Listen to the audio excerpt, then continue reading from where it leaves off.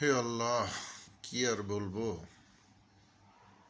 এই সারা বিশ্বের 200 কোটির উপরে মুসলমান আমরা, অথচ আমাদের সম্মুখে একটি জাতিকে, একটি মুসলিম দেশকে সম্পূর্ণরূপে ধ্বংস করে দিয়ে মাটির সাথে ধুলার সাথে মিশিয়ে দেওয়া হয়েছে নিরপরাধ নিরীহ মানুষগুলোকে।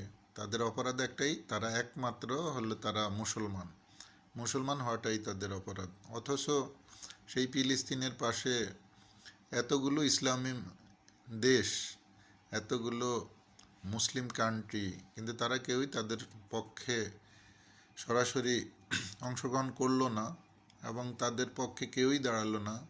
নির্মমভাবে, নিষ্ঠুরভাবে নিরপরাধ মানুষগুলোকে সম্পূর্ণরূপে বোমা মেরে ধ্বংস করে নিচ্ছিন্ন করে দেওয়া হয়েছে। বোমার আঘাতে মানুষের দেহ ছিন্ন ভিন্ন হয়ে আকাশে উঠে গিয়েছে। বাতাসে, আকাশে মানুষের দেহের অংশ মানুষ লক্ষ্য করেছে। এ ধরনের দৃশ্য দেখে চোখের পানি ধরে রাখার মতো নয়।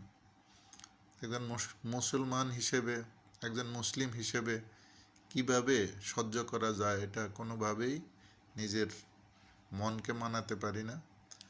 জীবনের যতটুকু শেষ হয়েছে তা তো গিয়েছেই, কিন্তু এই বয়সেও মনে করি যে আমার সেই মুসলিম ভাইদের পক্ষে দাঁড়াতে হবে। প্রয়োজনে নিজের জীবন দিয়ে হলেও তাদের পক্ষে দাঁড়াতে চাই। এই দেশের পক্ষ থেকে ব্যবস্থা করা হোক। এই দেশের মানুষ যারা স্বেচ্ছায় যুদ্ধে অংশগ্রহণ করতে চায় ইসরায়েলের বিরুদ্ধে, আমরা নিজের জীবন দিয়ে হলেও আমাদের মুসলিম ভাইদের পাশে দাঁড়াবো এবং সারা দেশের মুসলিম প্রিয় অপরাধের বিপক্ষে, যারা সন্ত্রাসের বিরুদ্ধে, যারা নির্মমভাবে মানুষ হত্যা করে, খুনি ইসরায়েলের বিরুদ্ধে যারা দাঁড়াতে চান, তাদের সবাই ঐক্যবদ্ধ হয়ে ইসরায়েলকে এখনই ধ্বংস করার এবং রুখে দেওয়ার সময় এসেছে।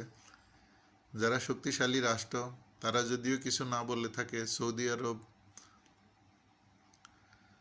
তুরস্ক, মিশর হতে আরম্ভ করে প্রতিটি রাষ্ট্র চুপচাপ দেখে গিয়েছে আর তাদের সম্মুখে নির্মমভাবে, নিষ্ঠুরভাবে নিরপরাধ মানুষগুলোকে হত্যাযজ্ঞ চালিয়েছে। তাদেরকে গণহত্যার মাধ্যমে সম্পূর্ণরূপে নিচ্ছিন্ন করে দেওয়া হয়েছে।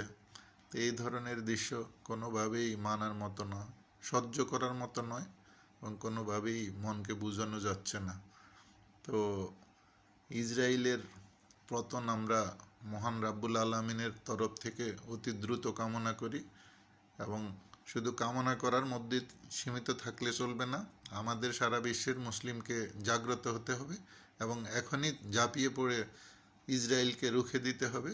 তাদেরকে উচিত শিক্ষা দিয়ে মুসলিম হত্যার বদলা নিয়ে তাদেরকে সম্পূর্ণরূপে পরাভূত করে তাদের কবরে ঘুমানোর ব্যবস্থা করতে হবে। সেটিই আমি কামনা করি। সবার প্রতি এই আহ্বান রেখে ভিডিওটি শেষ করছি। ভালো লাগলে সাবস্ক্রাইব করুন, লাইক, শেয়ার, কমেন্ট করুন। ভিডিওটি ইউটিউব এবং ফেসবুকেও আপনারা দেখতে পাবেন। আসসালামু আলাইকুম।